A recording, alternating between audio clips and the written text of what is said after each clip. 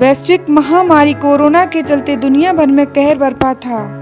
उसी के चलते ट्रेनों का संचालन बंद किया गया था।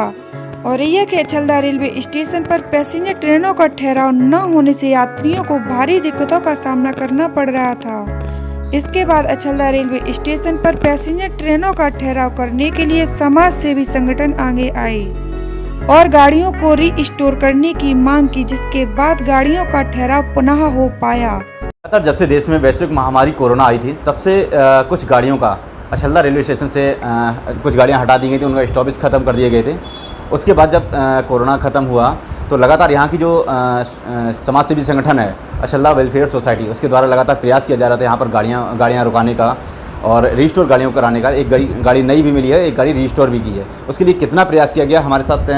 अछलदा वेलफेयर सोसाइटी के डायरेक्टर हैं सरफराज आलम जी, उनसे बात करते हैं। सर, किस तरह से आप लोगों ने आंदोलन किया था और किस तरह से आपको सफलता मिली? देखिए, जब वैश्विक महामारी कोरोना आया तो उस समय क्या था कि सभी चीज़ें स्थगित कर दी गई थी, यातायात के संसाधन बंद थे। जब पुनर्संचालन हुआ तो अछलदा रेलवे स्टेशन को 2 ट्रेनें दी गई थी, जिसमें एक महानंदा एक्सप्रेस था और एक टूंडला कानपुर पैसेंजर, जिसका अछलदा आने का समय सुबह लगभग 10 बजे कानपुर के लिए था और शाम को लगभग 4:30 के आसपास टूंडला जाने के लिए। फिर कुछ समय के बाद में कुछ रेलवे का अपना आपसी नियमावली बनी, जिसमें महानंदा एक्सप्रेस को हटा लिया गया, जो कि महानंदा एक्सप्रेस हम लोगों को इटावा के लिए या दिल्ली के लिए दोपहर में मिला करता था और उसी तरीके से दोपहर में वापसी थी, तो इससे इटावा वगैरह जाने में संचालन में थोड़ा सी सुविधा थी। जब उसको हटा लिया गया तो यहाँ पर सिर्फ एक ही गाड़ी बची, जिससे यातायात में काफ़ी परेशानी हुई कि अगर कोई व्यक्ति सुबह कानपुर जाता है तो कानपुर पहुंचने से पहले वो गाड़ी वापसी के लिए अछलदा आ जाती है और वहाँ से चल देती है, अछलदा आ जाती है। और इसी तरीके से इटावा जाने के लिए सुबह कोई यातायात का संचालन नहीं था। इटावा टूंडला जैसे स्टेशनों को कवर करना है और दिल्ली और इलाहाबाद जैसी दूरी को तय करने के लिए तो अभी भी कोई सुविधा उपलब्ध नहीं है। तो उस चीज़ में हम लोगों ने ये मुहिम रखी कि हमारी जो गाड़ी संचालन है उनको प्रॉपर वे में कम से कम पैसेंजर जो यातायात है उन्हें संचालित किया जाए, जो यहाँ पर थी। तो उसके लिए हम लोगों ने यहाँ पर मुहिम चालू की। हालांकि ये 2021 दिसंबर से हम लोग मुहिम चालू कर रहे थे, पर हमारे रेल महाप्रबंधक जी का आगमन कुछ आरपीएफ चौकी के लिए या कुछ निरीक्षण के लिए आना हुआ पपून रेलवे स्टेशन पर, तो हमारी लगभग उनसे 9 मार्च को ज्ञापन सौंपने के साथ मुलाकात हुई और वहाँ पर हम लोगों ने अपनी परेशानियों को जनता की तरफ से और रेलवे अछलदा वेलफेयर सोसाइटी के माध्यम से उनके सामने रखा।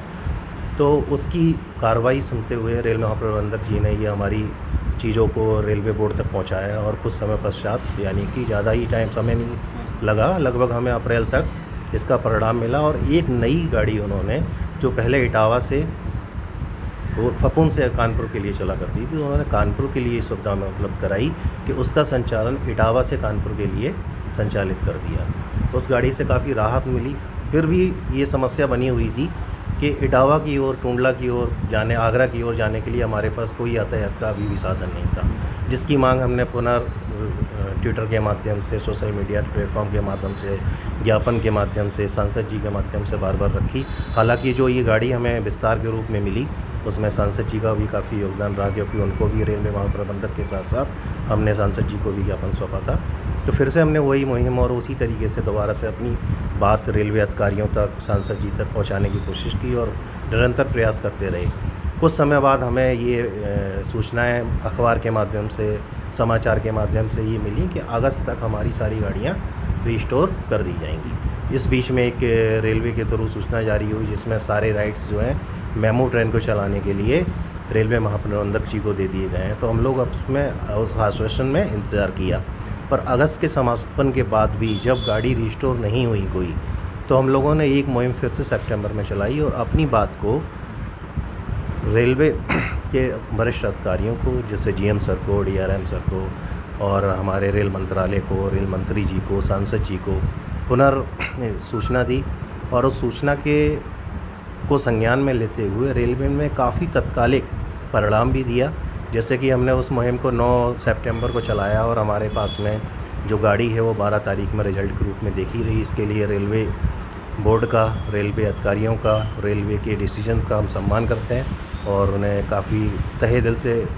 धन्यवाद देना चाहते हैं, क्योंकि उन्होंने हमारी परेशानियों को समझा। जनता की तरफ से किस तरह का रिस्पांस आ रहा है अछलदा वेलफेयर सोसाइटी को? जनता की तरफ से बहुत ही ज़्यादा सहयोग किया गया है इस मुहिम को चलाने में। वर्षक अछलदा वेलफेयर सोसाइटी के साथ साथ सभी आम नागरिकों का, क्षेत्रवासियों का सहयोग रहा, क्योंकि जब हम लोगों ने ट्विटर के माध्यम से, जो रेलवे सोशल मीडिया प्लेटफॉर्म है, ट्विटर के माध्यम से जब हम लोगों ने ट्वीट किया तो उसमें काफ़ी बड़ी मात्रा में, जब हमारा पहला ट्वीट गया था तो उसमें मोर देन 250 पीपल्स, लगभग 250 से 300 की संख्या में लोगों ने सहभागिता ली। और जबकि ये रूरल क्षेत्र में सोशल मीडिया प्लेटफॉर्म पर अभी इतने लोग अवेयर नहीं हैं, उसके बावजूद भी हम लोगों ने बढ़ चढ़कर भारी संख्या में एक दूसरे का सहयोग करते हुए इस मुहिम में हिस्सा लिया। जो लोग इस प्लेटफॉर्म पे नहीं जुड़ पाए तो उनका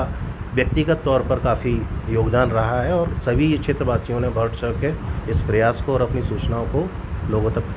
रेलवे अधिकारियों तक और हमारे जो लोकल राजनीतिक